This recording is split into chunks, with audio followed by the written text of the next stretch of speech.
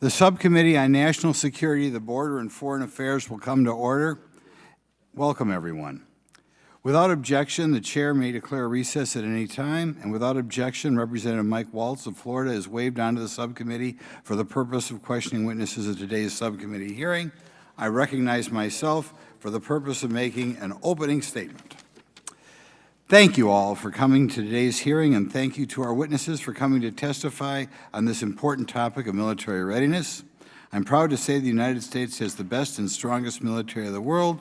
From our special operations to intelligence and reconnaissance, to our air power strength, to our precision strike capabilities, our military capabilities are in a league of their own.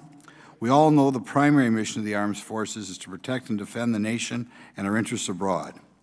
However, I'm afraid, I'm talking to some people in the military is not the institution for social experiments and political correctness. The administration seems to be willfully blinded by how its progressive ideals are affecting military readiness and recruitment. Not once in the Biden administration's national security strategy released in October 22nd does it address the military recruitment crisis we are having. Today's hearing will examine how the Biden Department of Defense has politicized the U.S. military and harmed its ability to quickly respond to threats in our nation. In 2022, the Army, Air Force, Navy, and Marines all fell short of their recruitment goals.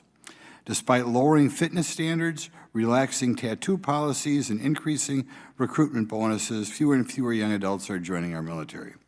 Meanwhile, the Biden administration is more focused on how cadets at military academies use correct pronouns rather than to learn how to lead, work as a team, or defend our nation. The Biden administration thinks that service members understanding white rage, as recently described by General Mark Milley, our highest-ranking military official, is more important than promoting cohesiveness throughout the armed services. Furthermore, this administration has allowed active duty service members to take time off from their duties to obtain sex change surgeries and related hormones and drugs at taxpayer expense.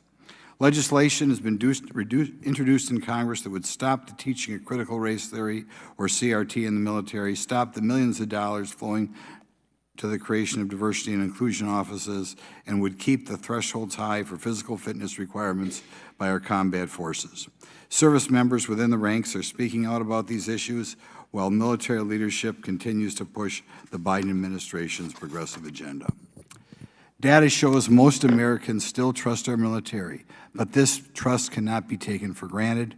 The Biden administration continues to exploit the military for political purposes and for experiments in social policy. Today, our panel of experts will be able to shine a light on how these progressive ideologies are harming our men and women in uniform.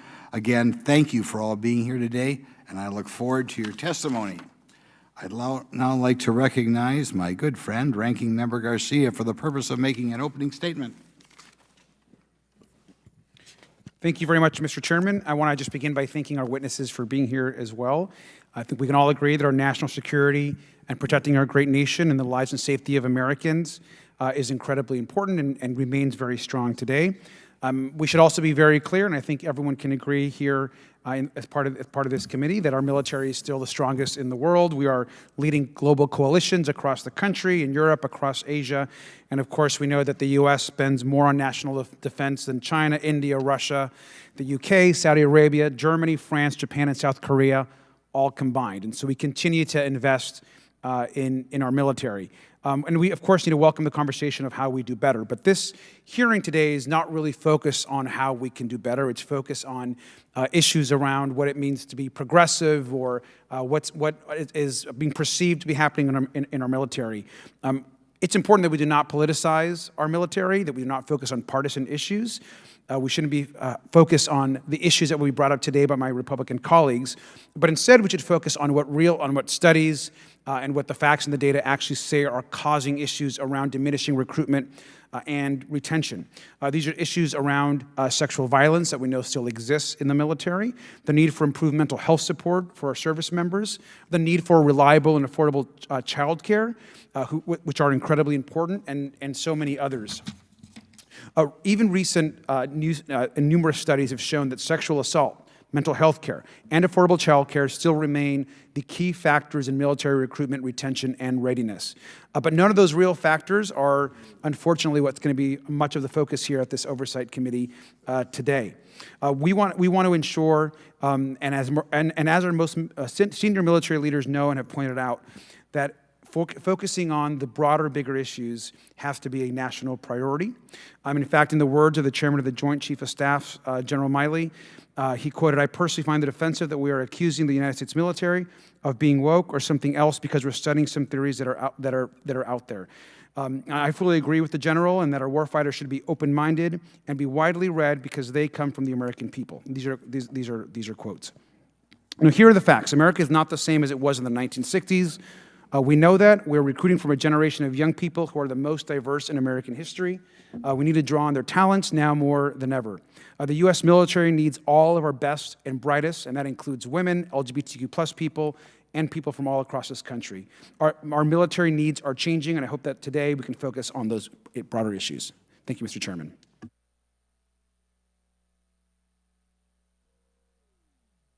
This is the first time behind this podium. I'm pleased to introduce our four witnesses today.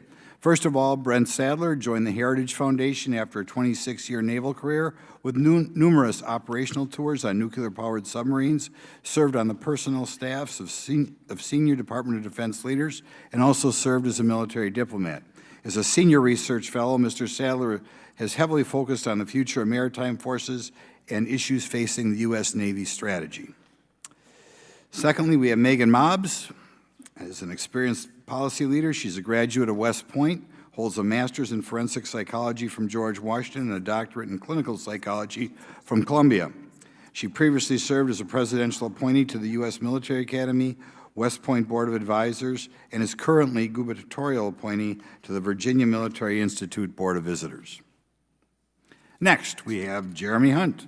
Currently serves as chairman for Veterans on Duty, an organization that advocates for strong military and national security policies. Mr. Hunt's a graduate of the U.S. Military Academy at West Point and previously served as an active duty military intelligence officer, where he was deployed as part of a multinational mission to train the Ukrainian armed forces. He now serves in the U.S. Army in active ready reserve as he completes his final year at Yale Law School.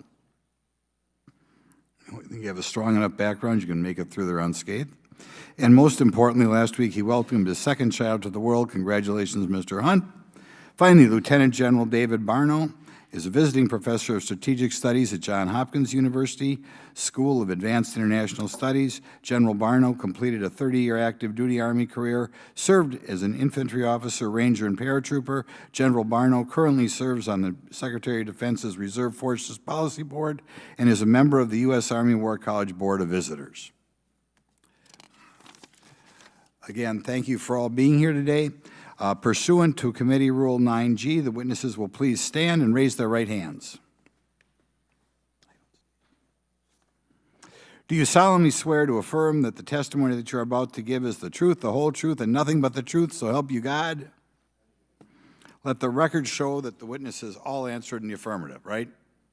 Yep. Good. Okay. We appreciate you all being here today again. You can sit down. Appreciate you all being here again today and look forward to your testimony. Let me remind the witnesses that we have read your written statements and they will appear in full in the record. We all should have read them all. Please limit your oral statements to as close to 5 minutes as you can get.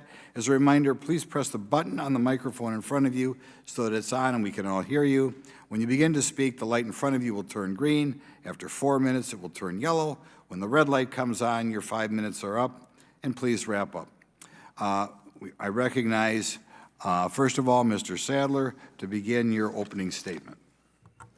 Thank you, and good afternoon, Chairman Rothman and Ranking Member Garcia, and members of the House. The root cause of why we are here today stems from the corrosive impact recent policies are having on our all-volunteer military. While ostensibly noble, a growing cadre of DEI staffers across the military, backed by a $114 million budget, a 33% increase over last year, and several executive orders are having a divisive impact. As a 27-year Navy veteran, it's clear a course correction is needed. To be totally clear, diversity has enabled battlefield advantages, like Code Talker Navajo Marines of World War II, or female soldiers able to engage Afghan women for intel. Yes, the military appreciates diversity, but it's more than balancing skin tones on a roster. Inclusion. In the military is everyone being held to the same standards and a common desire for operational success. Inclusion without this in mind risks unit cohesion and camaraderie, good measures of effective military inclusion, not numbers of categories present of gender, sexuality, etc., and certainly not excluding those who do not share popular political or social views. And equity. Equity becomes problematic if actualized to balance outcomes, running contrary to a military meritocracy. When paired with Marxist theories of critical race theory, espousals of America as systematically racist or assigning groups oppressor-oppressed roles as rationale for limiting or curtailing a person's access to services or career options based on immutable difference characteristics is racist and un-American. By featuring on military professional reading lists, authors such as Ibram Kendi's How to Be an Anti-Racist, discrimination is seemingly normalized.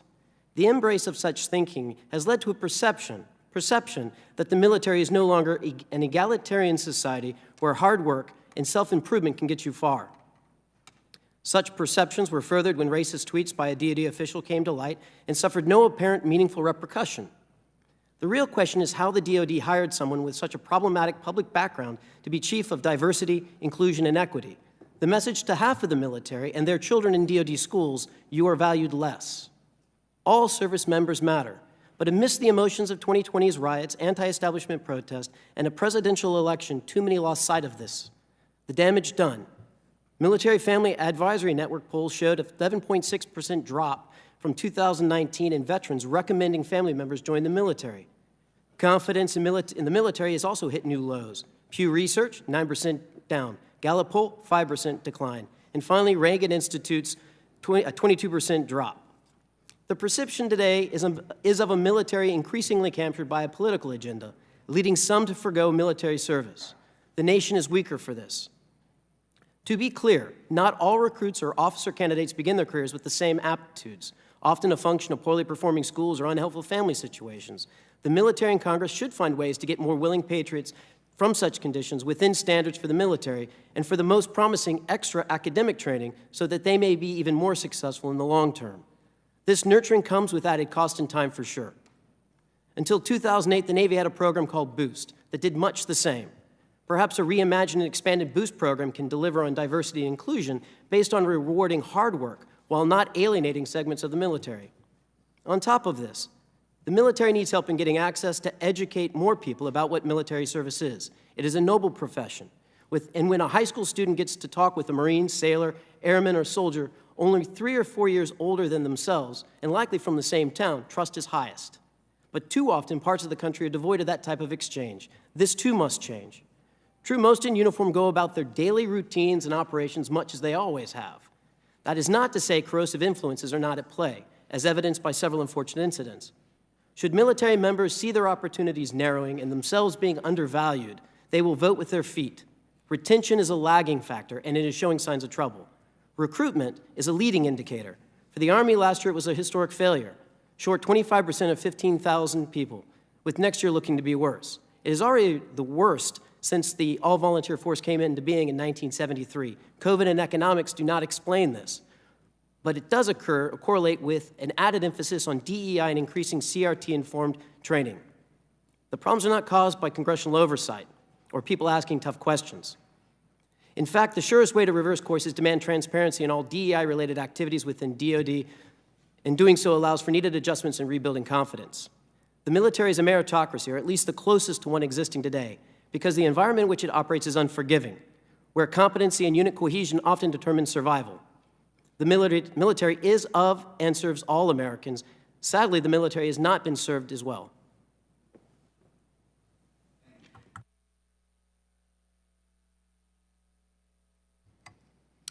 Chairman Grothman, Ranking Member Garcia, and members of the committee, it is a privilege to be here today both professionally and personally.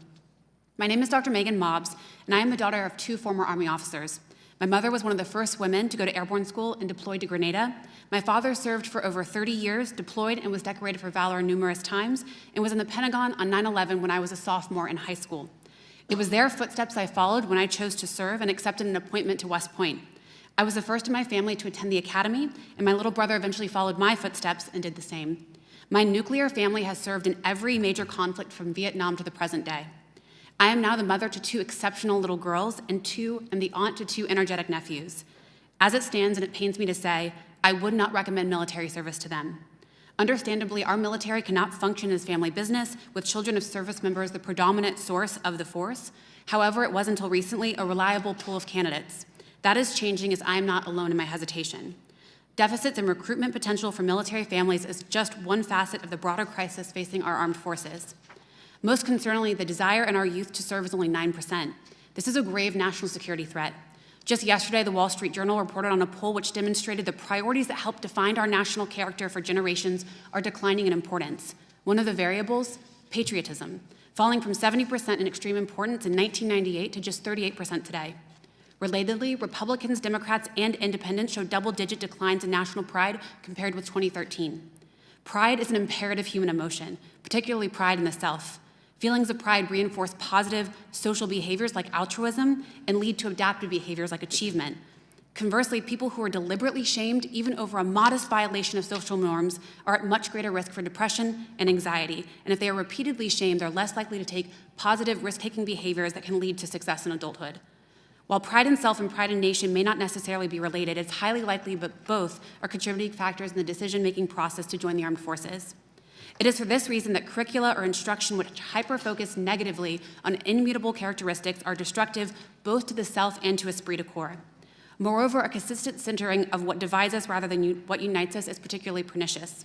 This is not to call into question the necessity of grappling with the complexity of the historical past. It is the manner in which it is currently being done in many of our educational settings and lamentably in the Department of Defense and at our service academies. These programs do not build teams, they destroy them.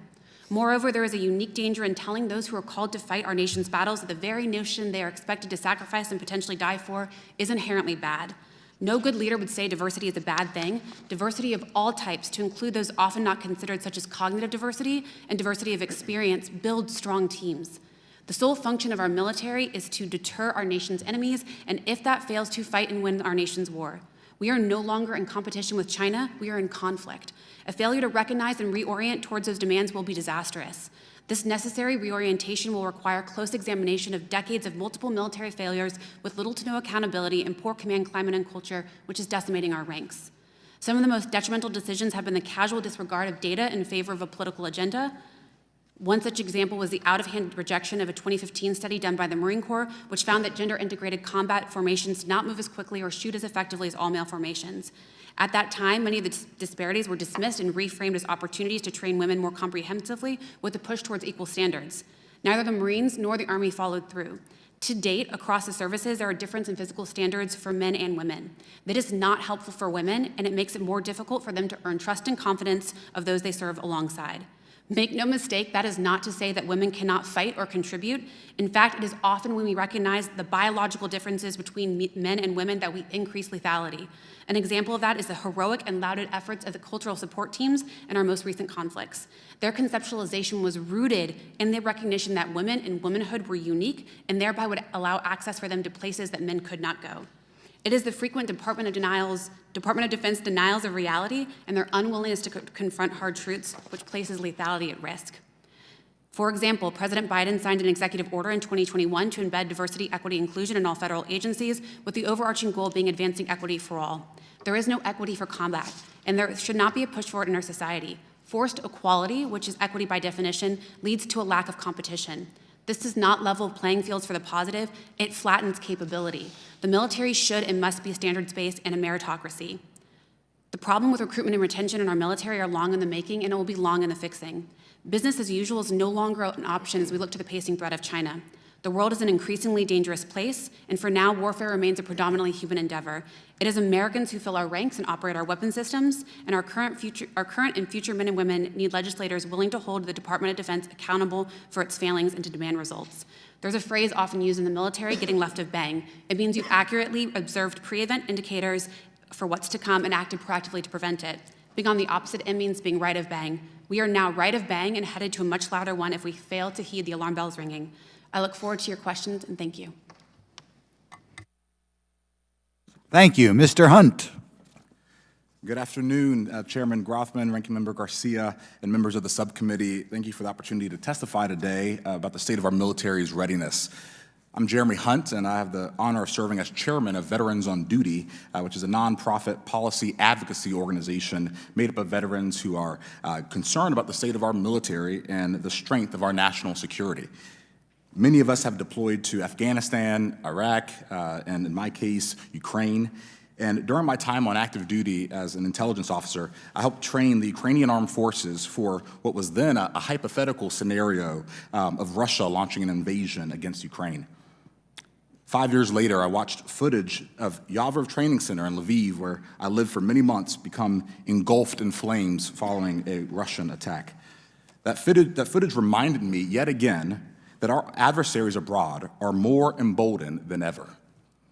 And it's not just Russia. China continues its multi-generational effort to supplant the United States as the world's leading superpower.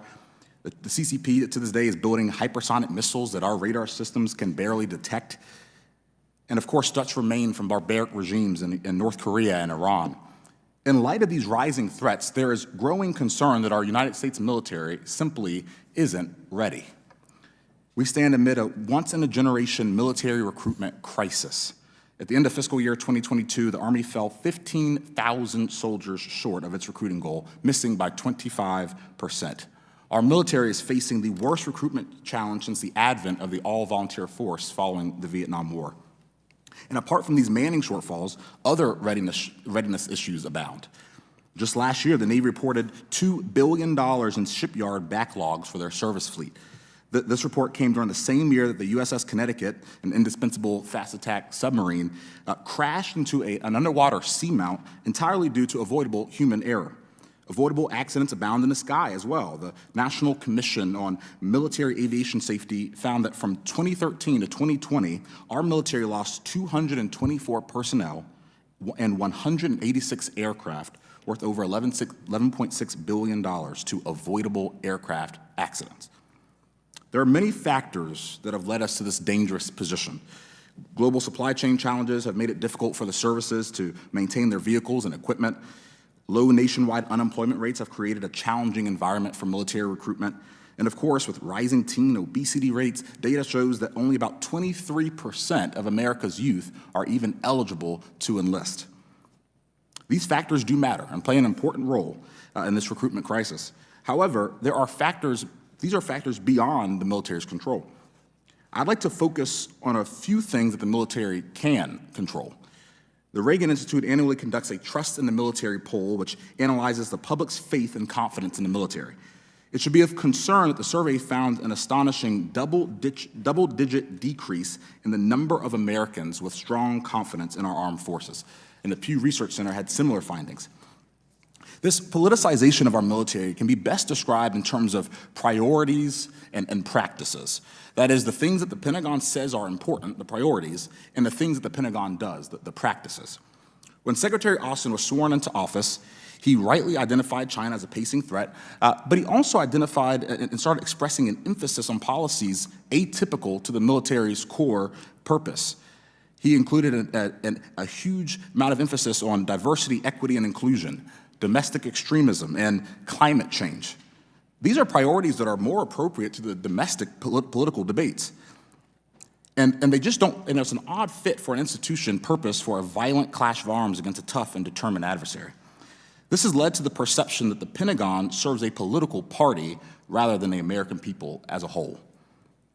As a matter of practices, the Pentagon has followed through on this political agenda. In the wake of the Supreme Court's Dobbs decision, Secretary Austin made an unprecedented political announcement that the Department of Defense would pay for service members and their families to travel to different states to receive abortions and offer 3 weeks of paid vacations for those seeking these abortions, shoving the Department of Defense into one of the most polarizing political issues of our time. Further, recent presidential administrations have ordered the replacement of long-standing equal opportunity programs with an entirely new DEI bureaucracy. The current program subjects some service members to 11-week resident DEI training classes. All this despite there being no measurable increase in racist incidents that demonstrated a need for such a dramatic increase in the number of DEI bureaucrats or such an extreme training requirement. As America watches the Chinese military grow in power in the largest land war in Europe since the Second World War unfold, we are given the impression that our military serves other masters beyond our national defense. The Pentagon cannot magically make American teens fit for duty or eager to serve, nor can they reverse cultural considerations beyond their control. But we can change the recent policies that have left our military unfocused, untrained, unmanned, and unprepared for combat. Congress has an opportunity to take politics out of the military and refocus the Department of Defense back to what it was made to do, to deter, fight, and win our nation's wars. I look forward to your questions. Thank you very much. Lieutenant General Barno. Chairman Grothman, Ranking Member Garcia, thanks for inviting me to speak here today. As we all have heard, the U.S. military is facing a recruiting crisis in the year 2023 of unprecedented magnitude. I served for 30 years of my life on active duty in the U.S. Army and commanded U.S. forces at every level from lieutenant to lieutenant general. I served in combat 3 times, culminating in my 19 months as the overall U.S. commander in Afghanistan during the early days of the war. And yet I've never seen a greater challenge to the all-volunteer force than the one we see today. This crisis has many complex causes, but so-called wokeism in the military is not one of them. Let me be clear. There are no data that support the argument that wokeism has precipitated a decline in U.S. combat readiness, nor is there any correlation between wokeism and the current difficulty in attracting new recruits.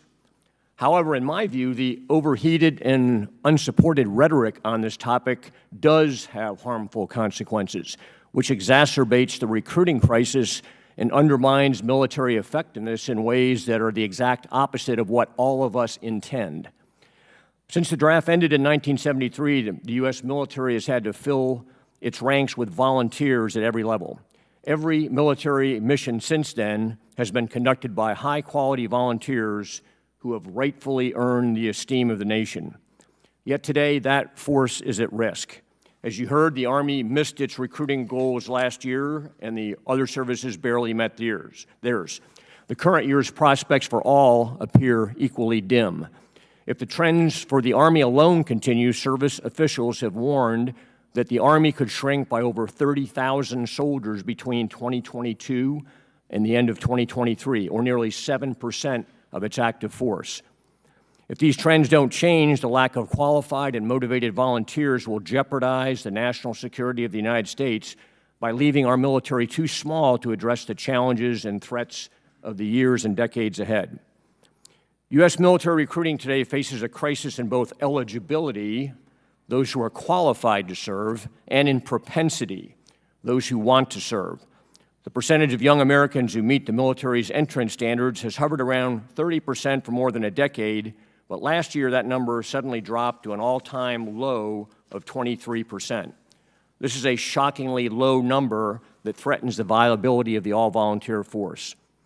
Equally disturbing is the other half of the equation, the propensity or willingness, interest in serving. Before the pandemic, polls showed that only 13% of young Americans said they would consider military service. Last year, that number shrank further to a mere 9%. These figures are simply unsustainable for the volunteer military to remain a robust, high-quality force. Too few recruits means a shrinking military at a time when the strategic threats facing the nation continue to multiply. The services are developing some innovative ways to deal with this. The Army has developed a pre-boot camp program that the Navy has now copied. Other services are looking at that as well. They're also examining ways to revisit some of the medical conditions that are now so commonplace in our society that have previously been disqualifications for military service, such as successful treatment for ADHD or depression as a child.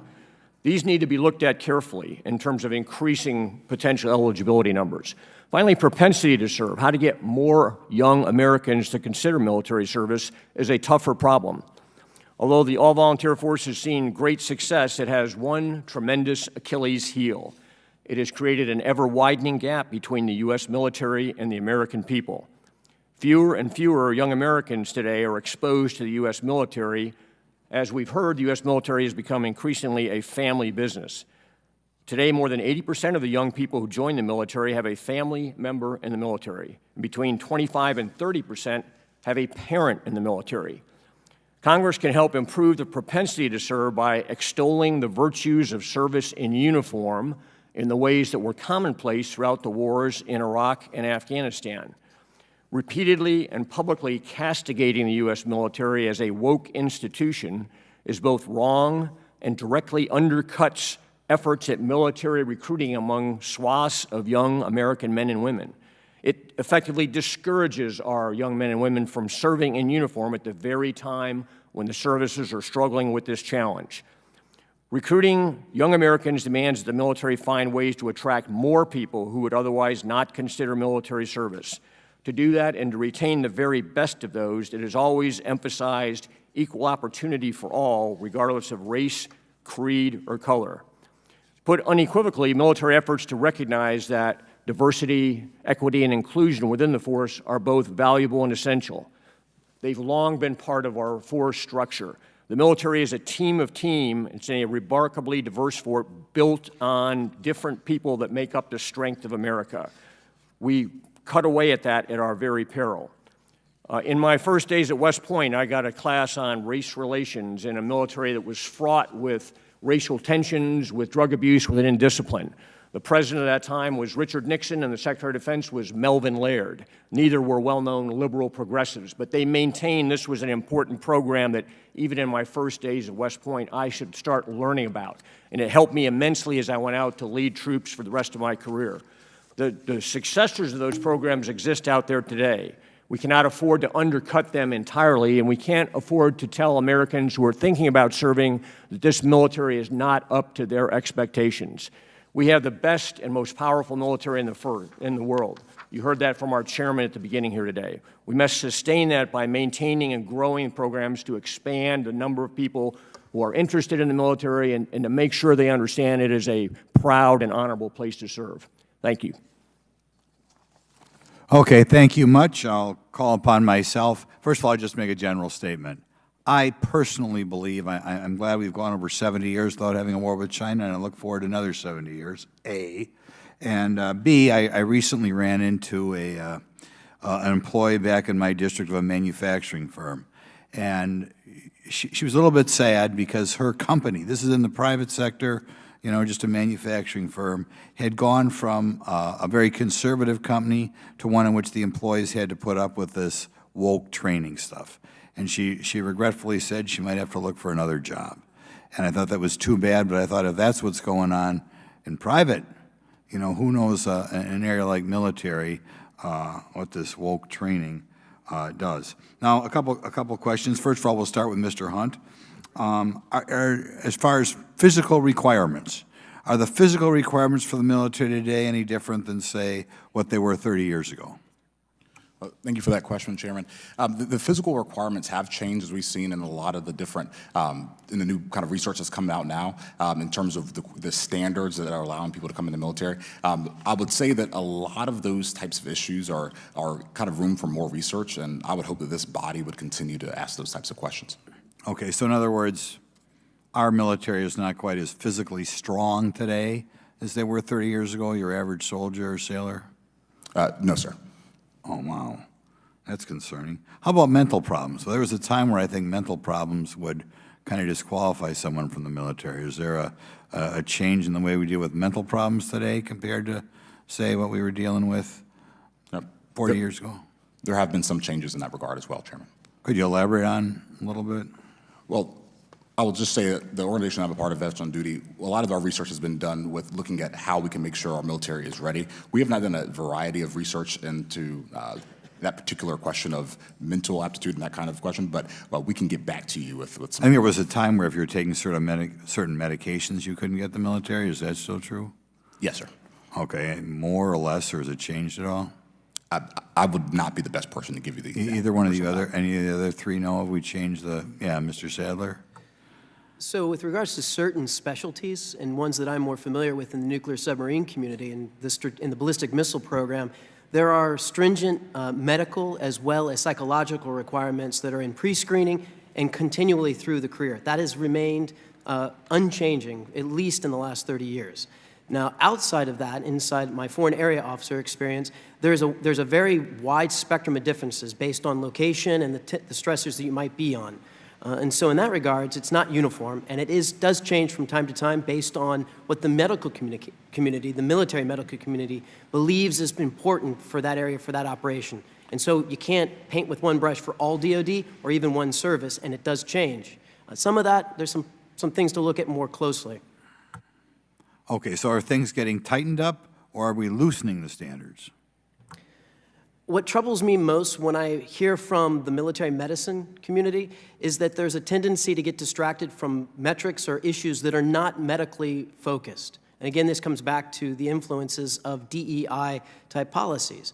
And that is, in my mind, a distraction from the provision of traumatic care for soldiers, airmen, and sailors that need help when they have an injury in either the day-to-day operations or in combat. In other words, is what they're doing affected by the person they're dealing with? There is some indication that is starting to become a mentality or a thinking that's overtaking their approach to medicine. What would be the reason, Mr. Hunt, why we changed the physical requirements? That particular question, I would ask many of the leaders right now in our Department of Defense, like, what is their criteria? I think a lot of times it's unclear, and I think that's part of the problem, that this body should know exactly what that criteria is. Yeah, I've been told by people in the military academies that sometimes they change the physical requirements with regard to gender, what have you. Is that true? I think you would have to ask the Department of Defense exactly what's going on, because quite frankly, I see Ms. Mobbs kind of says that. Yeah. Is it Mobbs? Mobbs? I don't even know. Mobbs, sir. Mobbs, okay. That is correct, Mr. Chairman. They have changed the physical fitness standards. So when we had the Army Physical Fitness Test, which was the APFT, we switched to what was then called the Army Combat Fitness Test, and that was designed to transform the Army fitness culture and improve readiness for ground combat. Many of the events within the Army Combat Fitness Test were specifically expected to map onto combat-related things like the sled carry, the shuttle run, amongst other things. I think the broader question is that when we adopted the Army Combat Fitness Test, we did not necessarily look holistically at what kind of an overhaul of fitness culture in the military looked like. And so to that point, we can't just look at a single physical fitness test as a measure of readiness within our armed forces. We must be better about addressing kind of all pillars of fitness to include things like sleep, nutrition, cognitive, psychological, to your point, Mr. Chairman, because that is how we're going to create the most lethal fighting force. How about when we promote people? Does any of this diversity stuff get in the way there? So in terms of, if you're talking about specifically physical fitness, so those are used as indicators on report cards, if you will, for NCOs, junior soldiers, officers. That is the case. So they are utilized in that capacity. Okay, so to a degree, is it ever possible that somebody would be promoted or not promoted on the margins based on diversity concerns? Mr. Sadler wants to speak. Yeah, I can weigh in a little bit on that. A concern, and that is, if the emphasis on diversity equates with a quota or some ratio, there is an unspoken, or there can be an unspoken pressure to actually try to tip the scales in one way or the other, and that's a perception. That is something that's very real, and I would say that to say that it doesn't exist would be a falsehood. Okay. This woke stuff. When I talk to people who work for big corporations, and maybe I'm talking to military people, they all have a low opinion of it. How much are we spending, as far as you're concerned, with these diversity-type bureaucrats? I know we need, there's so many things we need more of in the military to preserve our country. I wonder how much we're spending on these people. Mr. Chairman, right now the numbers are $114 million on DEI programs. In some cases, we're paying these DEI bureaucrats over $200,000 a year, which is $200,000 for a diversity person? triple the mean of the household income in the United States, and so the average household income. So this is a major problem that we're seeing, where we're investing all of this money without any data that reflects, A, if it actually works, which we know it doesn't, and B, whether what the point is, or whether there was any type of underlying data that would necessitate such dramatic increases in the funding of these programs. Well, I'm sure it lowers morale to put up with this stuff. I mean, you like to look up to your commanding officer. You don't like to think that they're a joke. But in any event, I've used up my time. So I suppose I will go on to Mr. Garcia. Thank you so much, Mr. Chairman. A couple comments and some questions. Let me just first just make a couple notes. I think that there's a lot of conversations and comments about diversity and inclusion programs and diversity in the military, and I think it's important to remember that we've been diversifying our military for decades. And so this has been a priority of the United States to have a more inclusive military, more inclusive force since the 60s and 70s. And so this isn't a new thing. This isn't like this has just started happening. This has been a critical mission of the U.S., and our military is stronger today because of the focus on inclusion and diversity. And so I just want to make that very clear. I think that's important to note for the record. Our military changing and becoming more inclusive has been a very positive thing. Our military reflects the American people, and our American people have become more diverse and more focused on these issues. So should our institutions and certainly our military. The U.S., of course, has a long history of implementing changes to the military that affect its engagement with a variety of groups. For example, obviously the integration of women into the military has been critical. The desegregation that happened across our forces have been critical. And the DoD today reports that our 1.3 million active duty personnel has, of course, greater racial, ethnic, and gender diversity than we've had in the past and from decades in the past. And so if you look at just our current force today, 17% of our active duty members are female, 31% of our active duty members identify with a racial minority, and 85% of our military officers have a BA or an advanced degree. That's actually higher than at any time, even if you look at the last decade. And so our military continues to be more reflective of the American people. It continues to get more educated. It continues to include more people. So if that's a reflection or an outcome of focusing more on diversity and focusing more on inclusion, then I welcome that. And I think that's actually a positive development as our military continues to grow. And I wanted to ask General Barno, because you mentioned some of this in your opening comments, how does a educated, racially diverse and gender diverse military actually make us stronger as a military? I think one of the most important things to recognize, I think everyone on the panel would agree with this, is that military leadership has to build cohesive teams. That's a leadership function. It may be the most important thing that leaders do is put together cohesive teams. The United States has an immense advantage over our adversaries in that we are a very diverse culture. We since our history began, have been comprised of people from all ethnic groups, all races, all creeds, all colors, men and women. If you look to the Chinese military, you look at the Russian military, you don't see that. They are going to operate at that permanent disadvantage. Our ability to knit teams together that can function well no matter what their educational background, no matter what their race, their religious beliefs are, their gender, that's an incredible advantage the United States has always brought to the battlefield out there. That's going to make us outthink and out-innovate the enemy in any future conflict. And so building that cohesion in peacetime and recognizing that there's a way to make these differences into strengths is always something the military has tried to do. And I would just comment on briefly maybe on the chairman's points. I think we actually have higher standards today in a lot of areas than we had when I came in the Army. We certainly have a higher physical fitness standard. The new Army Combat Fitness Test is a very, very tough test for men and women both. It's much tougher than what it replaced. And we've also moved in the selection system to doing blind selections, which is far more reflective of equity without knowing, you don't know if you're seeing the file, the promotion file on a woman or a man, what they look like. And so we've actually taken a lot of steps in the last few years. Thank you, sir. And I completely agree with that testimony, and I thank you for reinforcing that. I also want to just note something right now. So today, the GAO released a report on active duty recruitment and retention challenges, and I asked for unanimous consent to put this report in the record. As you can see from the poster behind me, the GAO identifies a number of real factors that affect military recruitment and retention, such as commercial sector employment opportunities, medical qualifications, dependent care, and family planning. Obviously, if we support our men and women in uniform, rather than actually trying to score political points, we might actually make some progress on this issue. There are real challenges we should be focused on, not necessarily the ones that are being brought up today at this hearing. General Barno, broadly speaking, what actions can the military take to effectively compete for the best and the brightest? I think the military has got to get out among the American people and become better known than it is today. It's very geographically centered where the bases are in the country. It's very family-oriented in terms of militaries being a family business.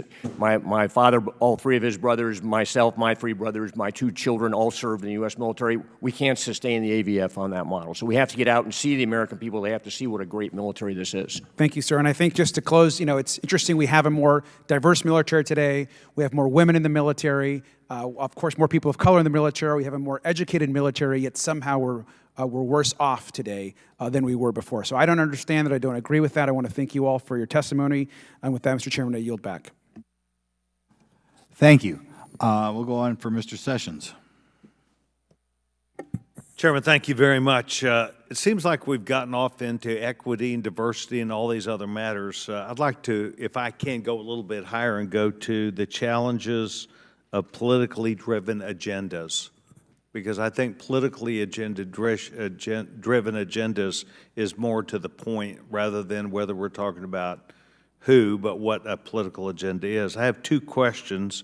I'll just throw it open for you. Number one, to talk about COVID. Why do I talk about COVID? Because my nephew, who could not wait to get into West Point and served United States Army for 5 years, literally was summarily dismissed from the Army as the United States captain at the end of his 5 years because he would not submit himself to the knowledge that 30-year-old men did not do as well in the COVID experience, and the pandemic was over long before he ever had to make any decision about that. And they dismissed him. They told him his career was done.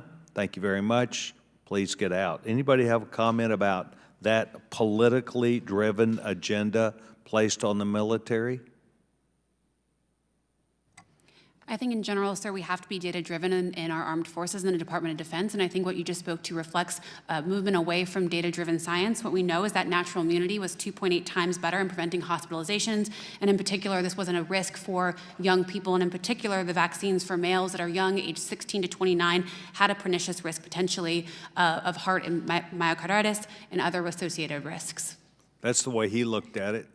Yeah, I might add that if you come in the military, and we all have served there, the number of shots you get for all kinds of things, from yellow fever to diphtheria to, all variety of things, anthrax in my case at one point in time, is part and parcel of being in the military. COVID was something brand new. We didn't have a lot of experience in that. We had over 1.1 million Americans die of that. And I think, depending upon when the decisions were made, the military made a wise decision to try and vaccinate its people so they didn't have more incidents like the USS Theodore Roosevelt having most of its crew get sick with COVID and have to not be available for deployment. So again, I would want to be looking back humble about what we knew when in that environment. And I'm not a medical professional, but I can understand the logic of the decisions that were made.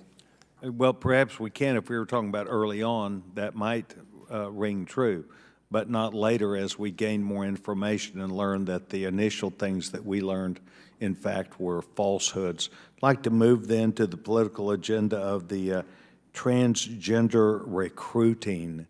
If someone can talk with me about that, I understand that they're actively recruited. Tell me what the process for bringing them in, going through boot camp, and then what that process is, including them going through that period of time with this transition. Anybody?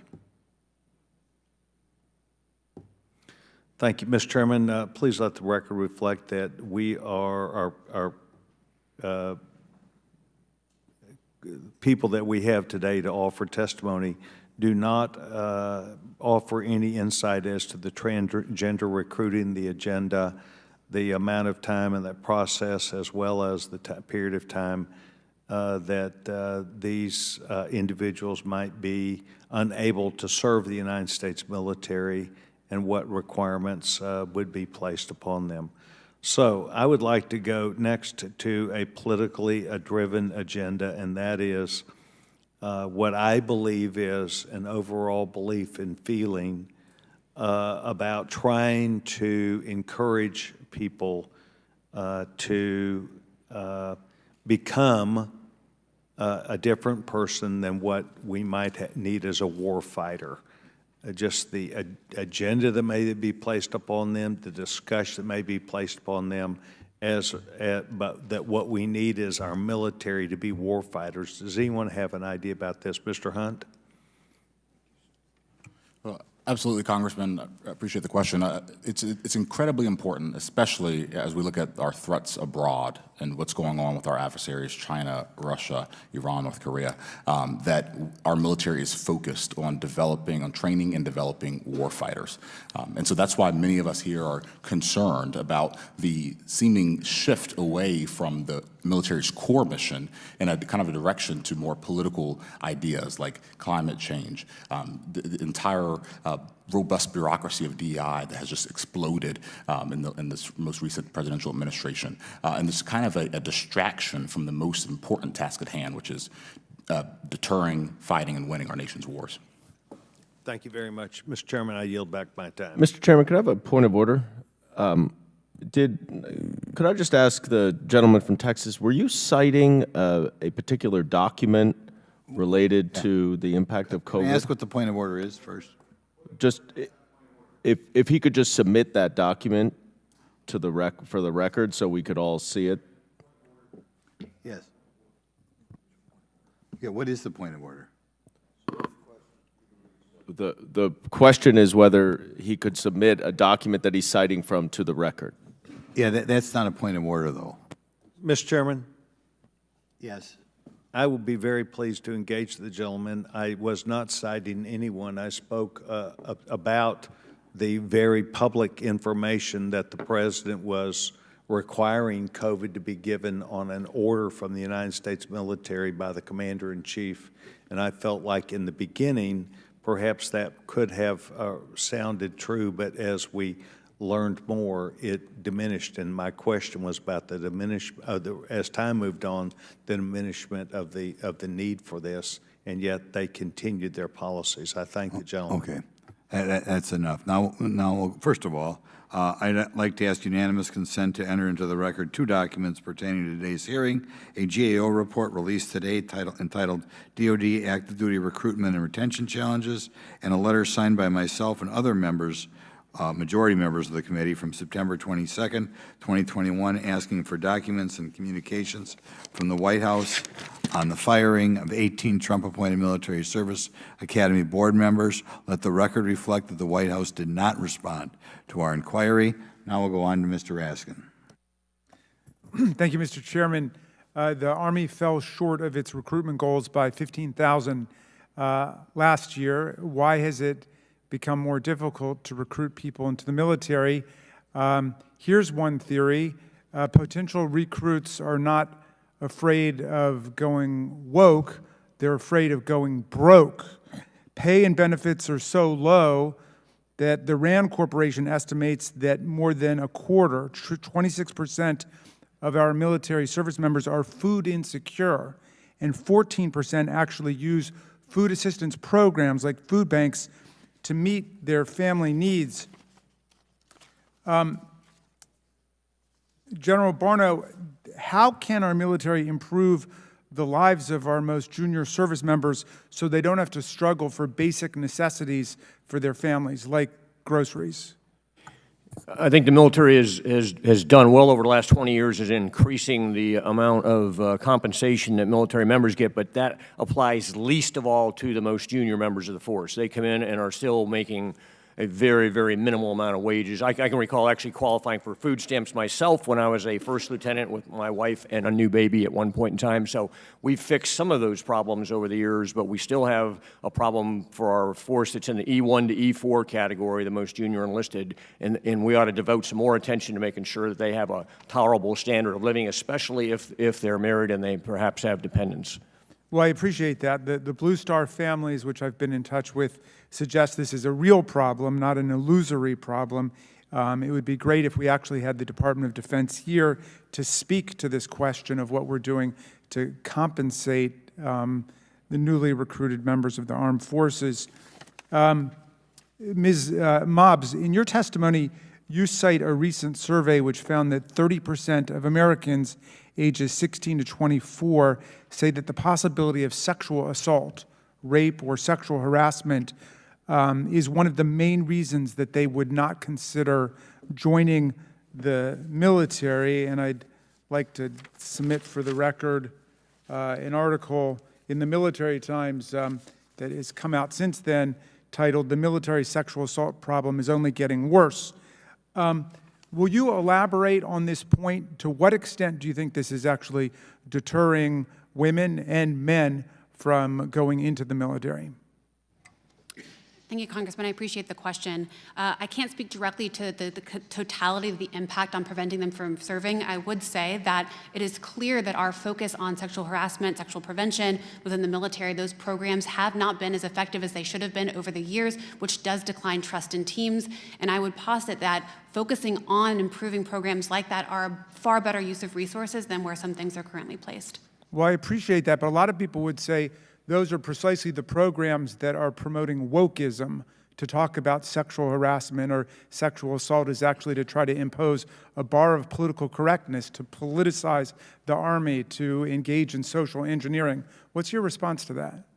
I would say that that's not the case at all. I think that the military's ultimate function is to build the strongest teams possible, and that is what its function should be, and that is regardless of identity, of gender, of race, which is why I do think some of these programs are particularly pernicious when it comes to the DEI overarching frame, which looks at individual characteristics versus building teams broadly. But to your point, Congressman, I do not think that focusing on sexual harassment or assault preventions is a bad thing. I think it is absolutely critical to build teams that have trust. Well, I appreciate that, and I would just like to remark, as the ranking member did, that it's been an historical struggle to desegregate the Army, to let African Americans into the Army, to let women into the Army, to let gay people serve in the Army publicly. And at every point, there was a complaint that, oh, this is woke, or this is politically correct, or this is social engineering, or what have you. In fact, it's the process of democratization and making the Army look like the rest of society and allowing everybody to serve. Lieutenant General Barno, are there any studies which document the rather extraordinary claim being bandied about today that fear of wokeism or political correctness or what have you is actually depressing recruitment to the military? I'm not aware of any studies that actually have any factual data that support that assertion. I also know that at least two service chiefs, the Commandant of the Marine Corps, General Berger, and the Chief of Staff of the Air Force, General C.Q. Brown, have both said that wokeism is not, there's no such thing as not affecting military readiness. They see no evidence that this is a problem inside their two services, and I think that applies in the recruiting domain as well. But no, in terms of actual evidence, I've not seen that. All right. Well, I want to thank all of the witnesses for their testimony and for their service, and I yield back, Mr. Chairman.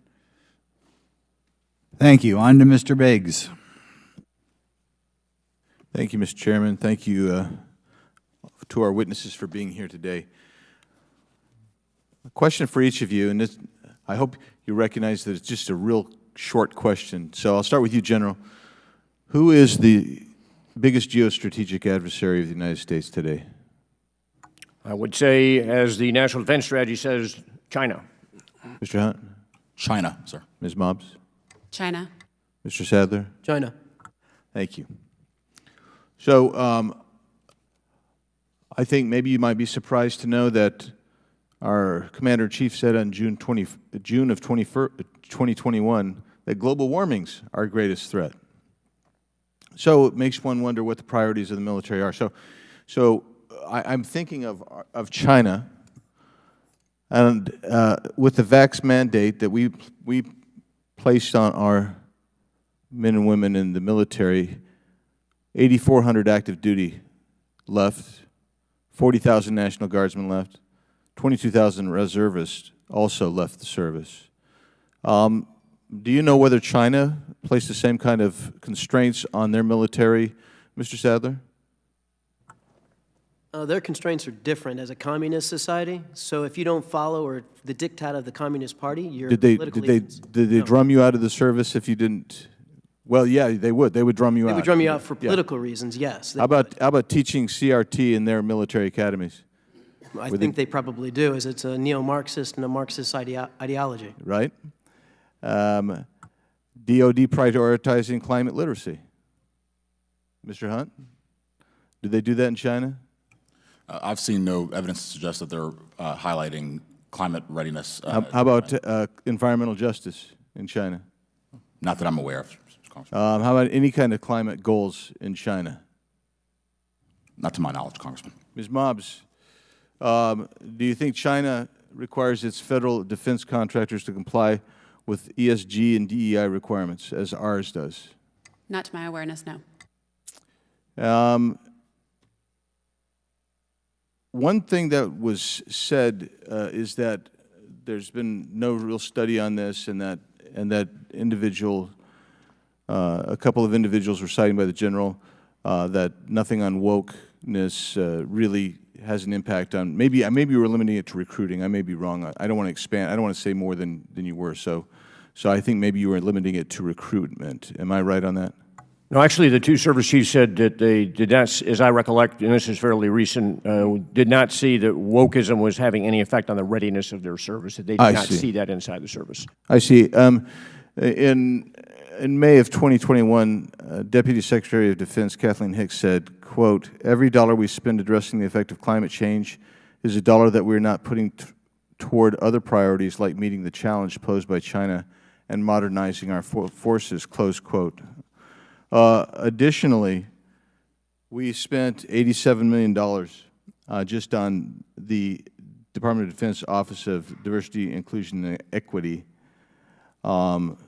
We have also seen Air Force and the Navy paying DEI managers $180,000 a year. The person that was in charge of the DEI office of DOD at the Pentagon had to be let go for racist statements. This type of effort, whether it's climate change, whether it's gender equity, whether it's DEI, whether it's ESG mandates, seem to be diverting from military readiness and certainly might have an impact on whether individuals want to join the military. Ms. Mobbs, your comments, please. So I think any time that dollars are pulled away from doing operational or tactical training is problematic, broadly speaking. I do think, to your point, Congressman, that level of funding directed specifically to that program is also direct evidence of implementation of a broader agenda regarding diversity, equity, inclusion that is in fact divorced from the original diversity inclusion that was spoken to by the ranking member. That is a drastic shift of what previously was acknowledged as being diversity inclusion efforts that supported bringing in kind of more women or things like that, but were not necessarily rooted in the critical race theory ideology that DEI is currently. That we are teaching at our military academies. With that, I yield back. Thank you. Mr. Lynch. Thank you, Mr. Chairman, and the ranking member for holding this hearing. I think it's very important. I had the privilege of chairing this National Security Subcommittee for the past two Congresses, during which time we examined several critical issues affecting military recruitment and retention, including multiple codels by multiple members here on this committee to Fort Hood, Texas. Fort Hood has historically struggled with a crisis of homicides, suicides, and sexual assaults among troops who are stationed there, with 11 homicides and over 50 suicides in the last 5 years, and widespread reports of sexual assault. Importantly, in 2020, we initiated an extensive oversight investigation following reports of, again, sexual harassment and sexual assault at Fort Hood, an Army installation that has witnessed nearly 30 service member deaths in 1 year, one single year, including Army Specialist Vanessa Guillen and my constituent, Army Sergeant Elder Fernandez from the city of Brockton in my district. Our investigation was followed by the removal and suspension of various members of senior leadership at Fort Hood. Just last year, we conducted robust oversight surrounding the management of the JROTC program, Junior Reserve Officer Training Corps. This program is instrumental in developing our young people who may be inspired to embark on a life dedicated to military or civilian public service. Regrettably, our investigation found serious gaps in the processes undertaken by DOD and the military services to address allegations of sexual misconduct made against JROTC instructors. General Barno, would you further discuss the impact of these incidences of sexual assault and other sexual misconduct on recruitment and retention efforts? I believe there are several surveys out there. I've seen some of them that suggest that one of the major deterrents for young Americans signing on to join U.S. military is a belief that they will be at risk, that they could be male or female sexually assaulted or sexually harassed during their time in uniform, and even beyond that, that they have a high chance of becoming injured or traumatically distressed by their time in service. And so this is a huge perception out there, and as several of the members have noted, this has not gotten a great deal better in recent years, especially the issues of military sexual assault. So I think it's an area where the services need to double down on what they're doing and find out what is causing this. But again, as with Fort Hood, the leadership aspect of this is a critical component, getting the leadership right. Thank you, Lieutenant General, and thank you as well for your service. As a matter of fact, supporting your testimony, according to the latest military propensity update released by the Department of Defense, 30% of DOD youth poll participants indicated that, quote, the possibility of sexual harassment and assault is the main reason why they would not consider joining the military. General Barno, the National Defense Authorization Act that was enacted by Congress last year and signed by President Biden included several military justice reforms designed to combat sexual assault and harassment in the military. Could you discuss the importance of these reforms to establish a culture within our military that alleviates some of the enlistment concerns expressed by our young people who aspire to serve in the military? This is going to take time for this change to take hold and for it to be publicized among young citizens that are thinking about service, but it essentially takes, after many years of studying this and evaluating this, and initially a lot of opposition from the military, there's been removed from the military chain of command oversight for the investigation and prosecution of felony-level cases such as sexual assault or other felonies, murders, et cetera, so that commanders themselves are no longer the direct investigators and ultimately the judicial authorities for that. That's a huge sea change inside the military. We haven't seen anything like this in my lifetime, and I think it's going to take hold and eventually provide some additional credibility for prosecution of people that are suspected of these offenses. Thank you. And lastly, General Barno, would you agree that it's vital for us to demonstrate to those eager to serve our country in uniform and their families, especially the families, that we do not take the health and safety of our service members lightly? No, I think that's critical. Individual young men and women don't make these decisions to join by themselves. They rely upon the advice from their family members, their teachers, their coaches, and if those older adults in the room don't perceive the military as safe for these people, they will never recommend they join. Right. Thank you, General. I thank all the witnesses. Mr. Chairman, my time has expired, and I yield back. Thanks much. Mr. Fallon? Thank you, Mr. Chairman, and thank all the witnesses for coming today. General Barno, do you think the Ukrainian armed forces right now are currently conducting sensitivity training? I have no knowledge of that, but I would be surprised. Yeah, and probably not concerned about pronouns either, maybe more concerned about the 100,000 casualties they've suffered at the hands of the Russian aggressor, probably more focused on the 20,000 plus civilians that have been indiscriminately murdered by the Russian regime. And you listen, the military is overburdened. Y'all know it, we know it, they know it. And not, wasting time on valuable, quote unquote, training like sensitivity training, diversity, equity, inclusion. I'm far more concerned, not concerned about diversity, I'm far more concerned about the word talent. Because when you seek out talent, you'll get the diversity. We're a very diverse nation. And as a conservative, we understand that success comes in all shapes, sizes, and shades. I was in the military 30 years ago, and the first thing they did when you get into training, when you finish your training and go on active duty, is they talked about the isms, and there was zero tolerance for it, because this is about culture. There was no room for racism or sexism or nepotism, and that was zero tolerance. You get kicked out. So you build a culture over decades. And now we see that a lot on the left, and particularly in this administration, want the military to fight their political wars instead of preparing for an actual, real, hot fighting war. I'm on the Armed Services Committee, we had the Joint Chiefs of Staff chairman sitting in the witness chair and saying that he wanted to understand white rage, and he's white. That's a political statement. General Barno, do you think that there's a serious problem in today's military with political extremism? I think political extremism exists in the military as it does in society, and I know that it's not tolerated in the military. Yeah, sir, but do you think it's a serious problem? It's a very serious problem with any individuals that serve in uniform that believe in those beliefs. Yes. I think there's one too many, but it's clearly not a serious problem because after much pulling of teeth and gnashing, we got some answers that in 2020, do you have any idea how many Army, active duty, or Guard or reservists were separated for military political extremism? No, I do not. It was 9 out of 1.1 million. The Marine Corps, out of 222,000 active and reserve, it was 4. I don't believe that's a serious problem. We had the Secretary of Defense stand down the military in a staggered fashion and probably burned at least $230 million on training to remove, they're worried about 9, 4, I mean, you're a couple of dozen.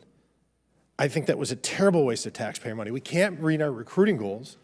And when we start seeing 20,000, my contacts in the Army are saying that we're going to miss our mark by 20 or 30,000 this year. I hope that's not the case. But you keep doing that year over year, you're not going to have a military. We lose the military, and we're not lethal, and we can't deter, and we can't project power. We're going to lose this country. It's a massive problem. And when you look at, they do these pulse surveys that, when you combined potential recruits' concerns for wokeism, the way they handled COVID and other recent events, 21% didn't even want to serve in the military. We only have 23% of the Americans that can serve, 9% are interested in serving, and less than 1% do serve. So I'm very concerned about the direction. I don't want my military to be, I don't want Democratic generals, and I don't want Republican generals. Damn it, I want American generals. I don't want to know your politics. We have some that serve like that, and then we have others that are serving political masters and wearing their ideology on their sleeve and then shoving it down the American people's throats. We don't want that. That's the one thing that unites us, is our military.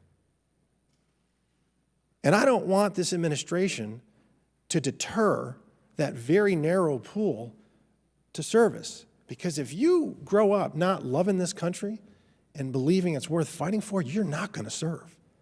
And there's too many people in the political arena that are doing just that. They're deterring, and they're teaching young people, particularly at the universities, that America, on balance, is a net negative for the world. Always has been, always will be, unless we follow some socialist, Marxist path. I wanted to tour North Korea. I wanted to tour Venezuela. I wanted to tour Iran, and I especially wanted to detour Russia and China. And thank all the witnesses, Mr. Chairman. I yield back. Mr. Goldman. Thank you, Mr. Chairman, and thank all of our witnesses for your service. My colleague from Texas just mentioned the Ukraine's military preparedness in fighting Russian aggression. And General Barno, I'd like to know from your vast experience in the military how you believe that the Ukraine military that is bravely fighting for democracy against Russian aggression feels when politicians on the far right express support for Vladimir Putin over Ukraine. Well, I don't think I can answer that question since I'm not part of that force, but I do understand that they model themselves in many ways on the U.S. military, that they have been trained, as one of my colleagues here has trained the Ukrainians in the past, by American military forces, and the American military is the model for the most aspiring armies in the world, and the Ukrainians are certainly part of that. So I think they admire this force that we're so concerned about here in ways that perhaps is greater than some Americans do as we look at it today. Mr. Hunt, can you please define the term woke?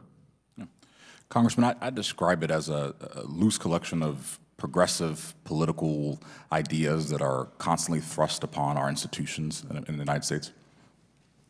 What progressive ideals? What do you mean thrust upon our institutions? So thrust upon our institution, so the Secretary Austin making an unprecedented statement after a Supreme Court decision, having the military weigh in on the most polarizing political issue of our time about abortion.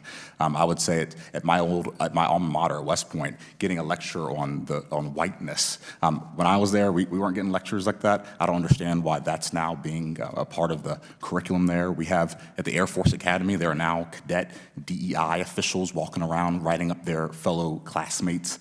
And of course, we have the Air Force Academy professor who proudly teaches critical race theory and wrote about it in a very public op-ed in the Washington Post. So I think it's fair to say that all these are very kind of political in nature, these are ideas that we want our military to be apolitical.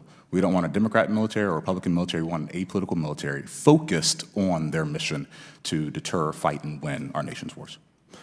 That's a long definition, but thank you.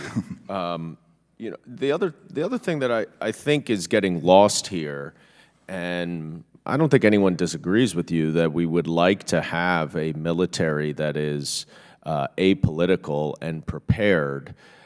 General Barno, the question I have for you is, describe for us the benefits of having a diverse military. As I mentioned earlier, one of the reasons the U.S. military is the envy of other militaries in the world is because of the incredible teams of diverse individuals that we have. If I go to any other major military, they're almost all homogeneous in terms of their racial background, their ethnic background. Few have as many women as we have in the force. So we bring a lot to the table in terms of thinking around all aspects of a problem and be able to harness that energy and get great synergy about having all those different kind of people that work together as teams in our military. That's what every military would like to do. And we can bring in a lot of different thinkers with different backgrounds and experiences that, again, if you're a Russian or even a Ukrainian for that matter, certainly a Chinese, you don't have that wealth of diversity to draw upon.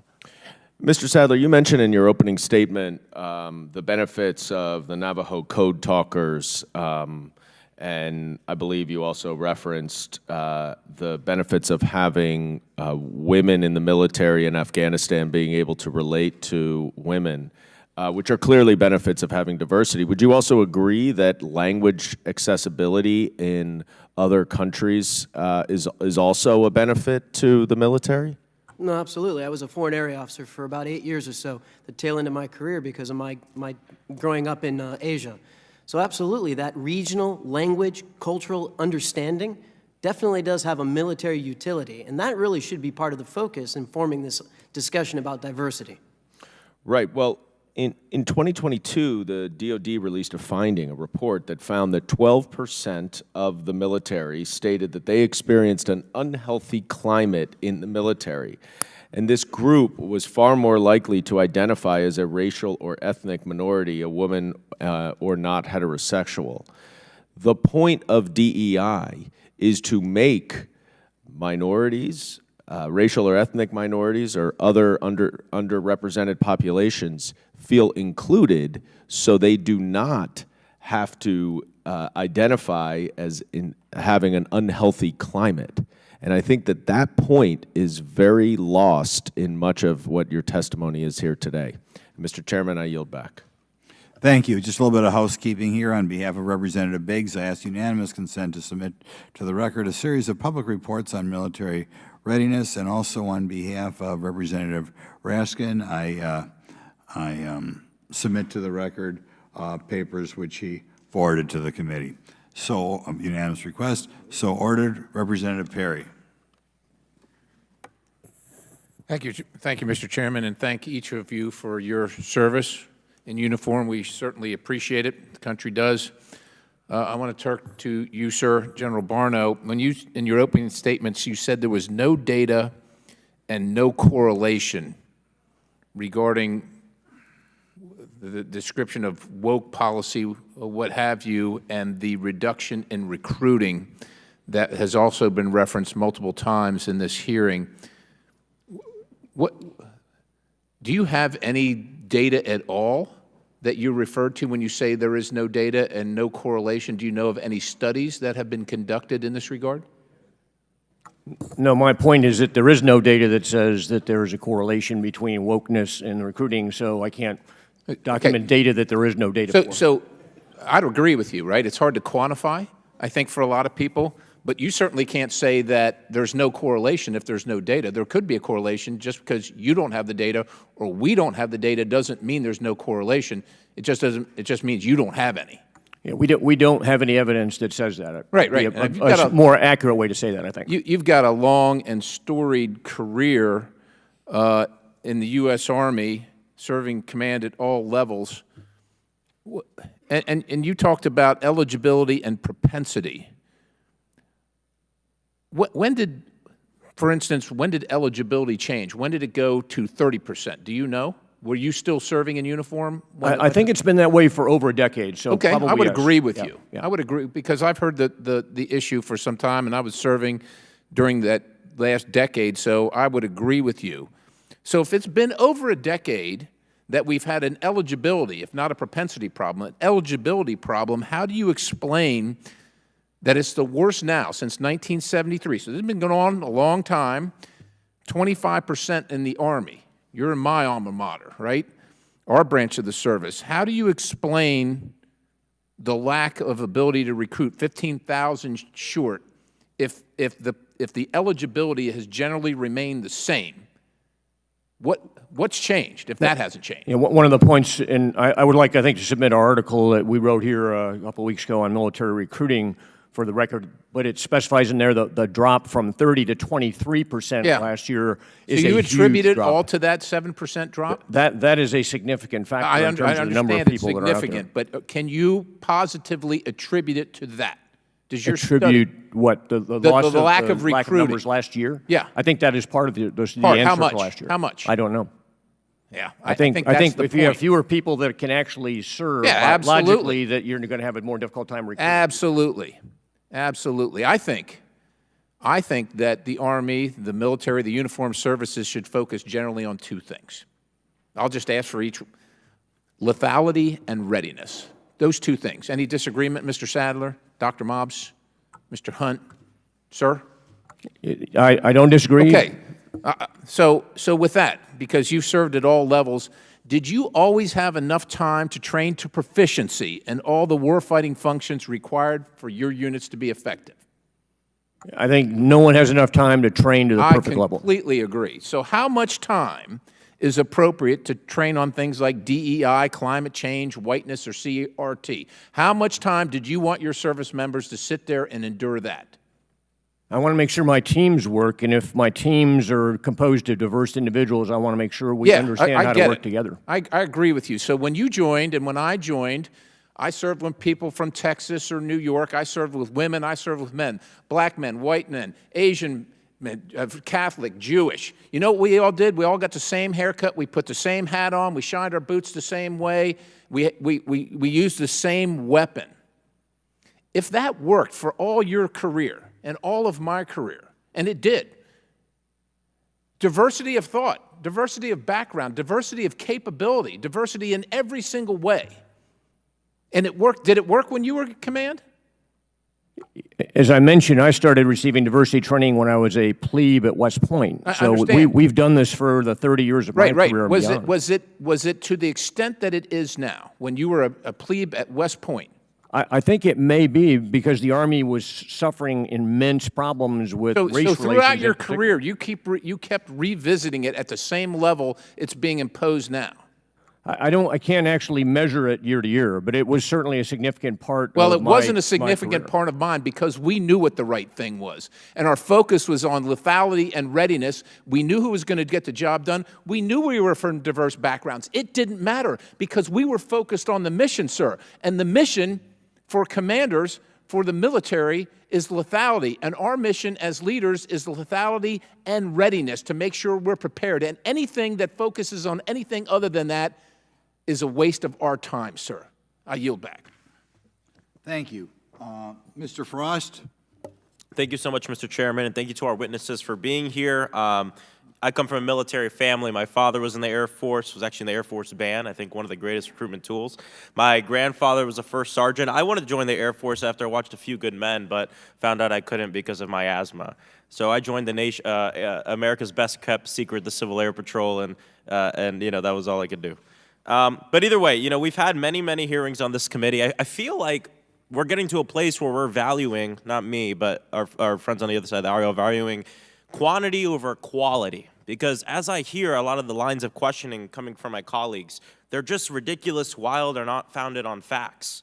I mean, number one, this hearing is about the military, and instead we just heard one of my colleagues disrespect retired Lieutenant General Barno here, lecturing him on what military readiness is. Another colleague went on a wild rant about China, asking you each about China and what they're doing with their military. And his line of questioning to me sounded like he thinks the U.S. military should act more like the Chinese military, and I just wonder if he actually believes that. And then we also have wild questions about transgender folks in the military, and I just, from one of my colleagues, when we're talking about problems about recruitment and retention, I'm not sure telling transgender soldiers that they don't belong in the military or that they are not fit to serve is the right thing to do when we talk about recruitment and retention. I'm here to find solutions rooted in facts. It's been stated time and time again, no data shows that DEI or woke or whatever impacts recruitment, retention, or confidence in the military in a big way. And I think it's really important to know that these efforts, when we talk about diversity, equity, inclusion, and they've been under many names, have been part of the U.S. military ever since the draft was abolished in 1973. And these efforts traditionally have been supported by both Democrats and Republicans in Congress.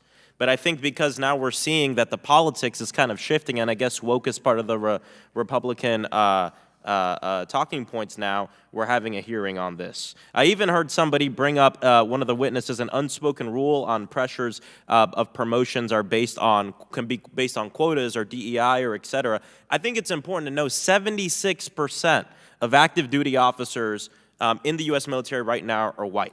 And so I highly doubt that there's an unspoken pressure that is pushing people to promote based on DEI, race, or et cetera. Our military has about 1.3 million active personnel. However, women recruits continue to climb. Men still make up 82% of our military. I think it's important to know that recent surveys have found that an estimate 21% of women in the military and about 4% of men have experienced unwanted sexual contact in the prior year. Mr. Sadler, would you say that staggering numbers like that might contribute to some of the lapse in recruitment we've seen? Well, I think you have to also put it in the context of the nation, because the military is a part of the American society. But do you think that's part of the numbers we're seeing in recruitment going down? It's one of the parts, but it's okay. Thank you so much. It's not a new part. General Barno, 50. Yes, it's not new. Sexual harassment has been around. What we're seeing that when we talk about these programs, we're looking to bring those numbers down.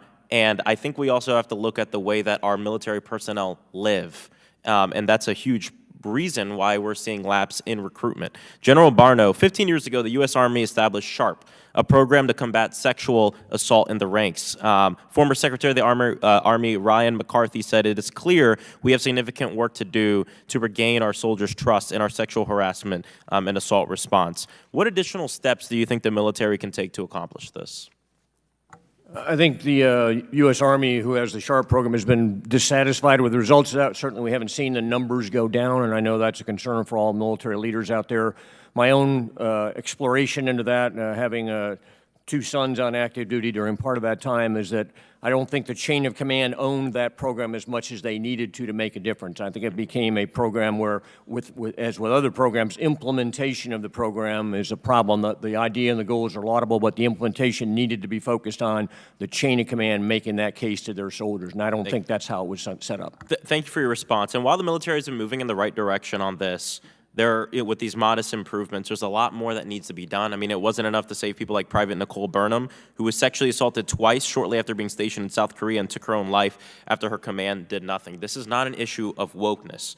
We're talking about the women in our military that are serving our country, defending our freedom, that deserve to not be assaulted in the workplace. And we, as members of Congress, need to look at how are we protecting them, how are we ensuring that the quality of life for our service members are better than it is right now. And I want to ask, when we're here talking about wokeness, where is the outrage on ensuring that we can raise wages of military members? 74% of our military budget goes towards contractors. Why are we not talking about that? Why are we not talking about what happened just last week on this committee in this room, where my friends on the other side of the aisle were gunning and going for telework, which military spouses disproportionately use to help support their household because the wages are not where it needs to be. So this is about politics, not about policy. It's not about things rooted in facts, and the facts show, there's no data that shows that wokeness is a part of the problems we're seeing in terms of recruitment. Thank you. I yield back. Okay. Next, we have Mr. Higgins. Thank you, Mr. Chairman. Mr. Chairman, a gradual emasculation of our country has been happening for decades. So the modern progressive woke movement is not completely to blame. But we seek truth in this committee, so let's talk about it. And the first truth I'll acknowledge is my deep respect for General Scott Perry. A combat veteran has earned the right to ask his fellow combat veteran anything he wants to ask him on his committee. I joined the Army in 1988, went through boot camp in '89, Military Police Academy right after, one station unit training, Fort McClellan. I didn't join for money. I left money to serve my country. That's why most young soldiers, with the encouragement of their family, which I'll get to in a moment, that's why most young soldiers join the Army. In society, woke is a social discussion. But in the military, woke is weak. And that's the problem.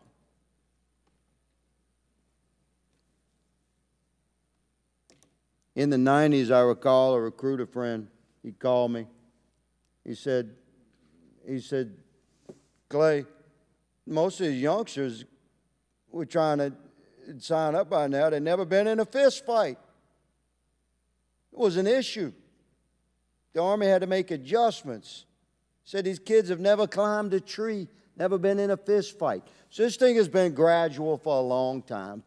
To not acknowledge that is not squared away. That was the 90s. On March the 1st of this year, I was struck looking at the front page of the Epic Times. It says almost 80% of Americans aged 17 to 24 unfit for military service. Department of Defense report says 77% of young Americans physically unqualified to enter the Army, enter the military. Unbelievable. And I was researching at that time the Secretary of the Navy for a meeting with him. Same day, from his website and the Epic Times, same day, most pressing challenges confronting the United States Navy and Marine Corps. 3 of the top 4, climate instability, COVID's ongoing impact, and strengthening a naval culture of inclusiveness and respect. Not readiness and lethality, as this highly qualified combat commanding general noted earlier. Climate change and diversity and COVID. 3 of the top 4 concerns of our United States Navy right now. Since the United States ended the draft in 1973, young adults from southern states have been overrepresented among new military recruits. No other region experiences as wide a disparity in military representation versus population. That's the way it works. Southern states have been providing the bulk of our military recruits for a long time. And what's happening now is families are holding our youngsters back, General. Families are saying, don't join. You're right. I cite your own words, good sir. During the first years of the recent wars in Afghanistan and Iraq, many military experts worried that the constant deployments would break the force, since they expected that fewer young Americans would volunteer to serve in a wartime military. Thankfully, that didn't happen. Yet a perilous recruiting crisis began just after the United States fully withdrew from Afghanistan last summer, when Biden was the president, when woke began in the military. We had young American families willing to go and join the military during heavy warfare. These are your words, General, an article you wrote. So warfare didn't stop young Americans and American families from joining the Army, but woke has, because we're Southern families, we're conservative families, and we're not going to encourage our young men and women to join and endure that stuff.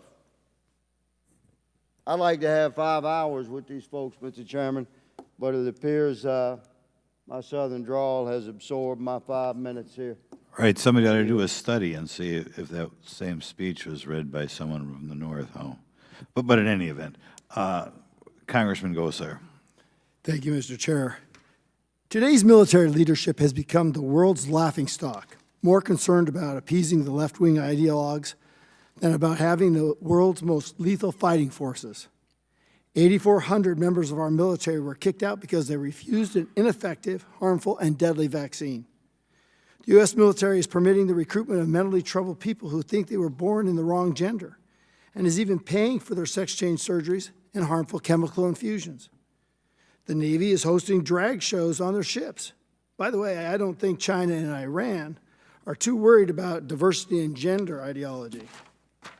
Military schools are focused on describing oral sex, masturbation, and pornography in books too disgusting to mention out loud in this committee room. Lloyd Austin, the Secretary of Defense, issued, quote, a stand-down of the entire military in 2021 because he falsely believed the military is systematically racist. What an insult to our brave men and women.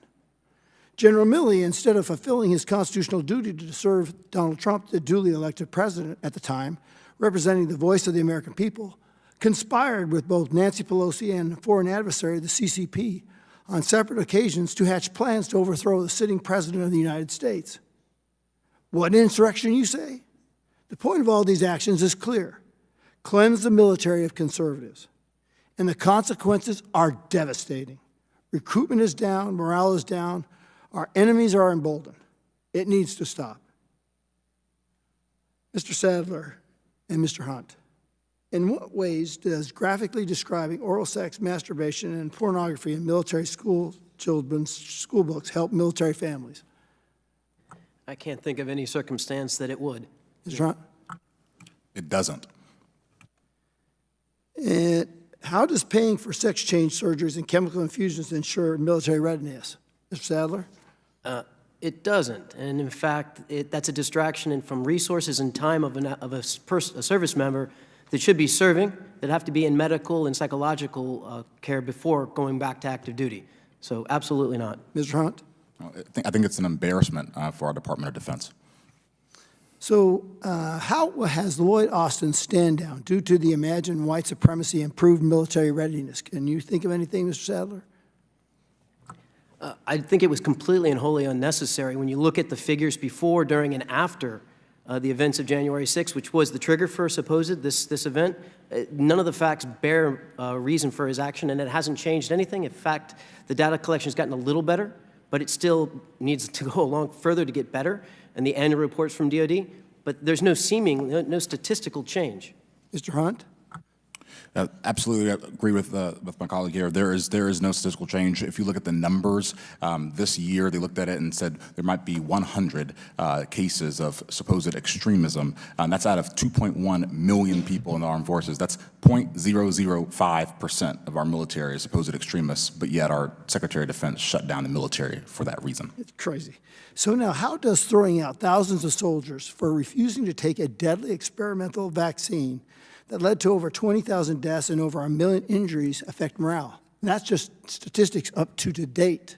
How would that affect the morale, Mr. Hunt? I think it would absolutely destroy morale in a lot of units in our military. Would you agree, Mr. Sadler?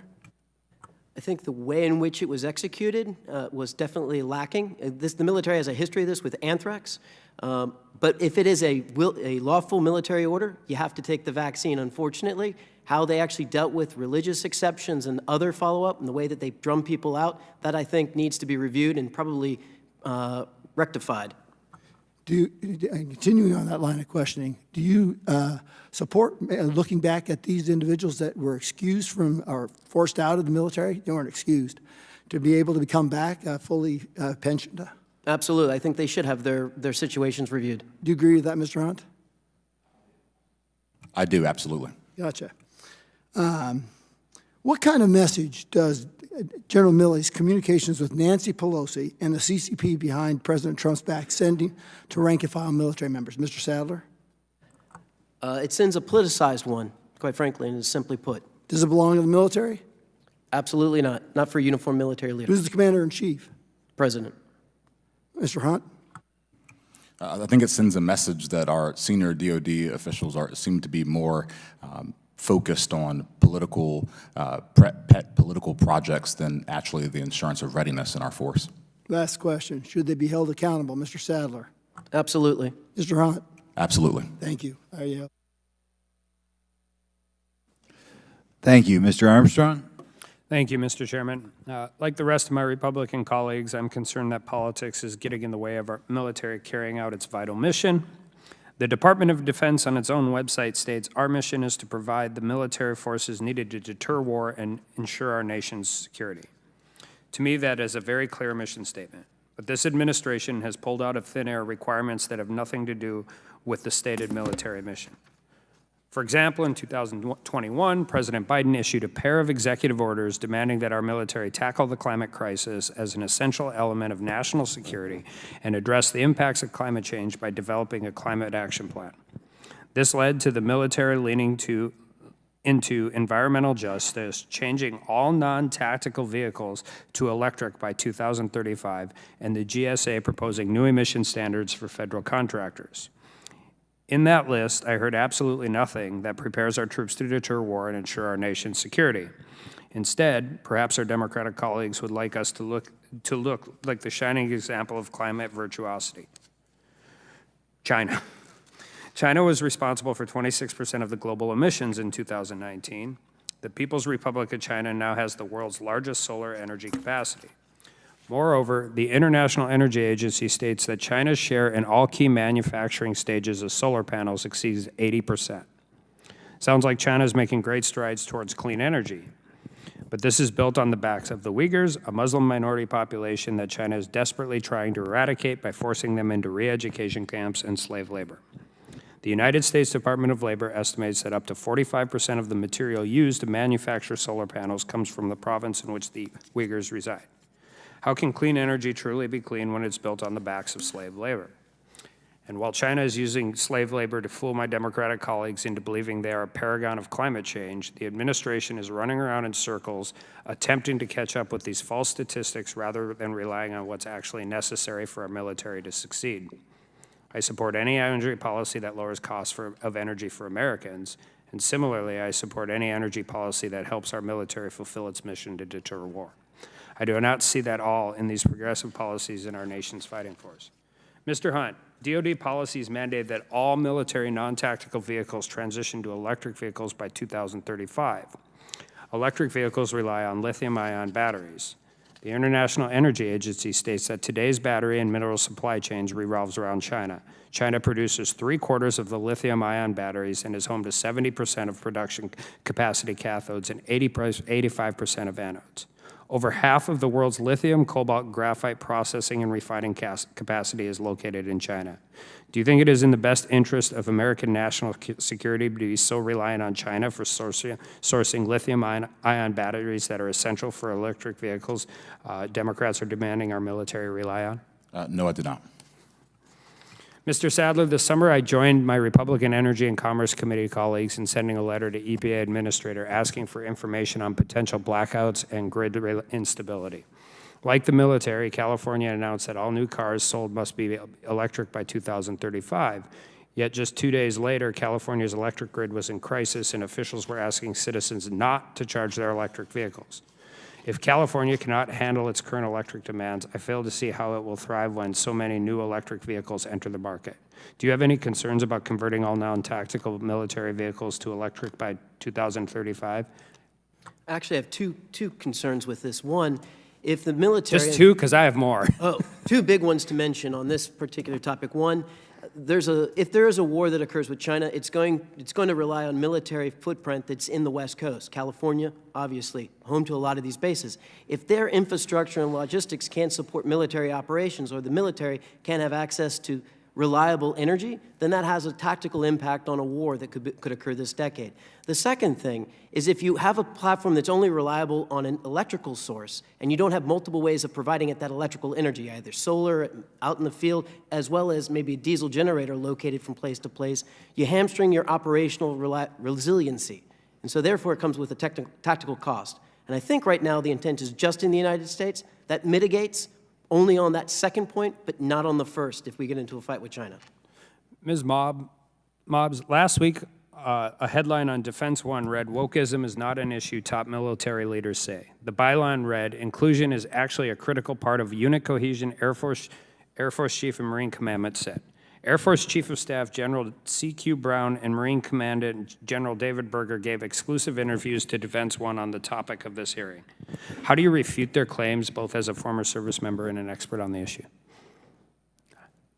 Do I have time to respond? I'm towards the end, so I'm assuming yes, but I'm not in charge. Oh, yeah, sure, absolutely. Thank you, Mr. Chairman. Congressman, I think that's a very important question because I think ultimately what we're seeing here right now is the use of language to try to dissuade or dismiss some very real concerns about what DEI looks like, what diversity, equity, inclusion looks like in its current form. And the reality is actually there is data that suggests that woke practices are impacting recruitment and retention that does need to be answered. For example, the reason why the Reagan National Survey found a major decrease in confidence in the military was 30% cited woke practices undermining military effectiveness. That data does exist. Secondarily, the Monitoring the Future survey, which has measured representative samples nationally of 12th graders since 1975, found in fact that the biggest decrease was among Democratic white men. In 2018, 18% of them expressed a desire to serve in the military. That is now only 2.9%.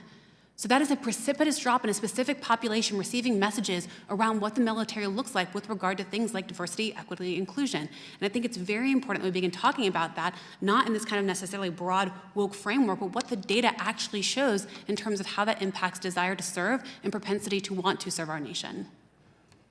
Thank you.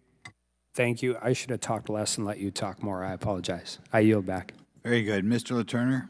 Thank you, Mr. Chairman. Thank you all for being here today. It's a time of significant geopolitical upheaval.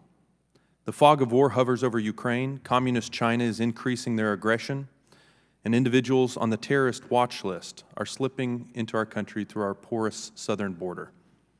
Alarmingly, given this context, I've received numerous complaints from enlisted members of our military regarding the waste of valuable time and capital on frivolous matters like affirmational pronoun training and subject matter adjacent to critical race theory. The Biden administration is prioritizing short-term political gains over our long-term national security. One of Congress's foremost duties is ensuring our brave servicemen and women have the resources that they need to defend America's interests at home and abroad. America's combat readiness is incumbent upon our troops' ability to fight alongside one another as a cohesive unit under one flag, regardless of demographic or creed. If service members are taught to view one another with suspicion on account of their upbringing, or come to believe they're fighting on behalf of a country built upon inherently flawed principles, America's military strength will continue to be undermined. Forcing progressive ideology on our service members threatens to degrade the morale, camaraderie, and effectiveness of our armed forces. It's also important to note that American taxpayers are unknowingly subsidizing this divisive rhetoric. Recruiting shortfalls and the relaxation of physical standards have become a feature of the Biden administration DoD agenda. I have long been a proponent of big stick ideology, but deterrence through militaristic strength doesn't work while we're wielding a twig. Mr. Sadler, your colleagues at the Heritage Foundation, Travis Fisher and Maya Clark, have recently written about a proposed change by the Biden administration to the federal acquisition regulations I find deeply concerning. This pending rulemaking would force arbitrary greenhouse gas emission standards as determined by the Paris Climate Accord upon the Department of Defense and other major federal suppliers and contractors.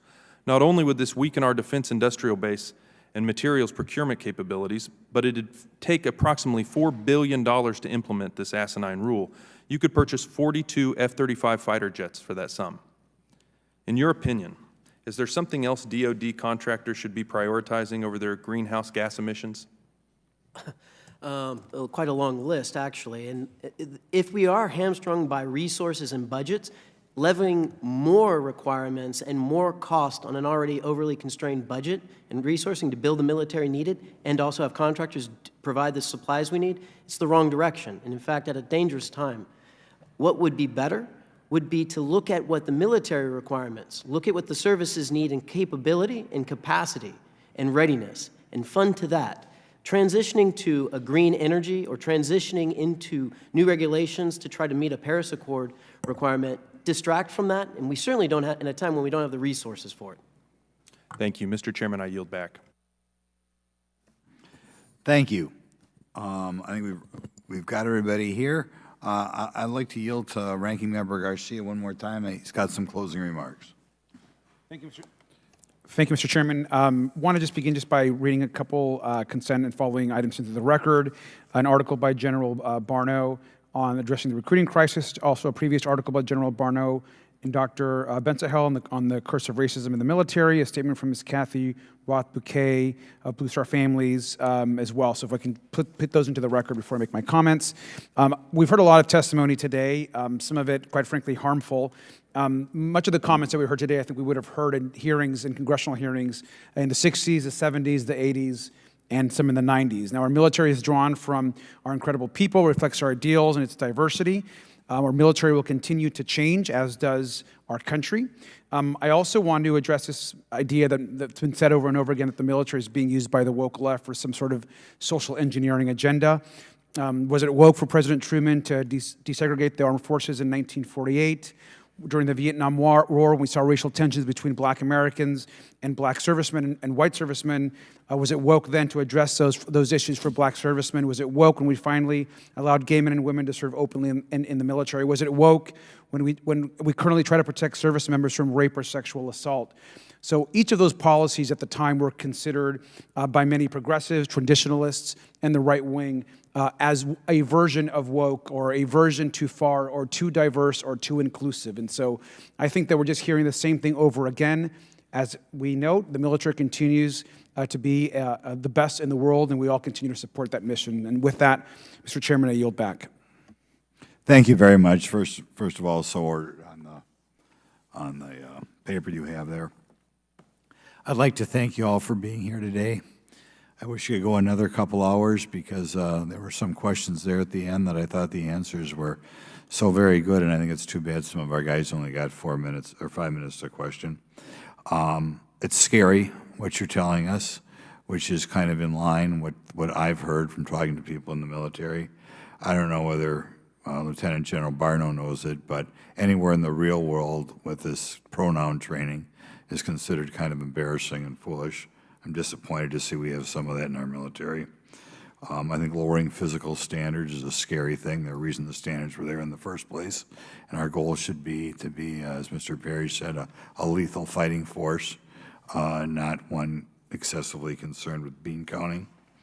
I think when you get over-concerned with this diversity stuff, as Mr. Sadler said, there's always concerns that promotions will be made not on the basis of the best person to give us the best fighting force, but to make the form look the best.